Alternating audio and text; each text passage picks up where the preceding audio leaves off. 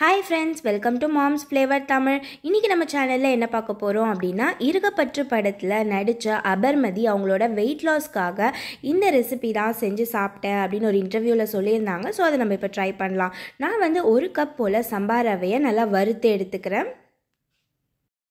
அபர்மதி அந்த இன்டர்வியூவில் என்ன சொல்லியிருந்தாங்க அப்படின்னா அவங்க டயட்டில் இருக்கும்போது அவங்களுக்கு பிரியாணி கிரேவிங்ஸ் வந்து ரொம்பவே இருந்தது.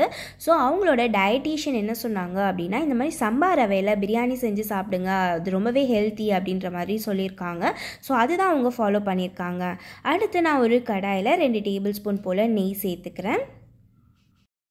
2 ஏலக்காய், 3 கிராம்பு, 1 இன்ச் பட்டை சேர்த்துக்கிறேன். 2 மராட்டி முக்கு, ஒரு அன்னாசி பூ, கொஞ்சம் கடல் பாசி, ஒரு 1/4 டேபிள் ஸ்பூன், அப்புறம் ஒரே ஒரு பிரியாணி இலை எடுத்துக்கிறேன். 1 டேபிள் ஸ்பூன் பெருஞ்சீரகம் சேர்த்துக்கோங்க. நான் 1/4 கப் போல் வெங்காயம் சேர்த்துக்கிறேன். ஒரு 7-8 போல் பூண்டு பல்லும், ஒரு துண்டு இஞ்சும் நான் இதில் நல்லா வச்சு இடித்து எடுத்துக்கிறேன். உங்களுக்கு பேஸ்ட் இருந்தாலும் நீங்கள் இஞ்சி பூண்டு பேஸ்ட்டாக கூட ஆட் பண்ணிக்கலாம். 1 டேபிள் ஸ்பூன் போல் நான் இஞ்சி பூண்டு சேர்த்துக்கிறேன். இப்போ இந்த வெங்காயமும் அந்த இஞ்சி பூண்டோட பச்சை வாடை போகிற வரைக்கும் இதை நம்ம நல்லா வதக்கிக்கலாம். ஓரளவுக்கு நல்லா வதங்கினதுக்கப்புறம் 1/4 கப் போல் நான் தக்காளி சேர்த்துக்கிறேன். இந்த தக்காளியும் வெங்காயமும் நல்லா வதங்கி வரட்டும். அடுத்து நான் 1/4 கப் போல் பீன்ஸ் சேர்த்துக்கிறேன். 1/4 கப் கேரட், அதுக்கப்புறம் 1/4 கப் போல் நான் பச்சை பட்டாணி சேர்த்துக்கிறேன். இப்போ இது எல்லாமே நல்லா வதங்கி வரட்டும். 1 டேபிள் ஸ்பூன் உப்பு, 1/2 டேபிள் ஸ்பூன் வரமிளகாய் தூள், நீங்கள் காரத்துக்கு ஏற்ற மாதிரி வரமிளகாய் தூள் சேர்த்துக்கோங்க.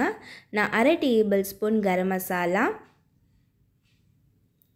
1/2 tablespoon biryani masala, 1/2 tablespoon மஞ்சத்தூள், 1 டேபிள் ஸ்பூன் போல் நான் மல்லித்தூள் சேர்த்துக்கிறேன். இப்போ இதெல்லாமே நல்லா வதக்கி எடுத்துக்கோங்க.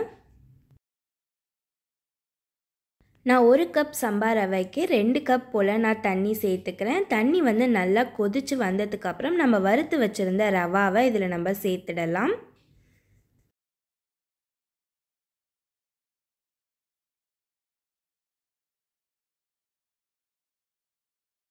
இப்போ இதை கவர் பண்ணி 5 to 7 மினிட்ஸ் போல் இதை நல்லா குக் பண்ணிக்கோங்க. அடுத்து நான் ஒரு சின்ன பேனில் 1 டேபிள் ஸ்பூன் போல் நெய் சேர்த்துக்கிறேன். ஒரு 5-6 முந்திரி பருப்பை நான் உடச்சி சேர்த்துக்கிறேன். இது நல்லா கலர் சேஞ்ச் ஆனதுக்கப்புறம் இதை நம்ம பிரியாணியில் ஆட் பண்ணிடலாம்.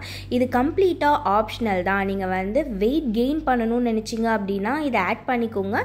வெயிட் லாஸ் பண்ணணும் அப்படின்னா இதை கம்ப்ளீட்டாக வந்து அவாய்ட் பண்ணிக்கோங்க. டேஸ்ட்காக நான் இதை ஆட் பண்ணியிருக்கேன்.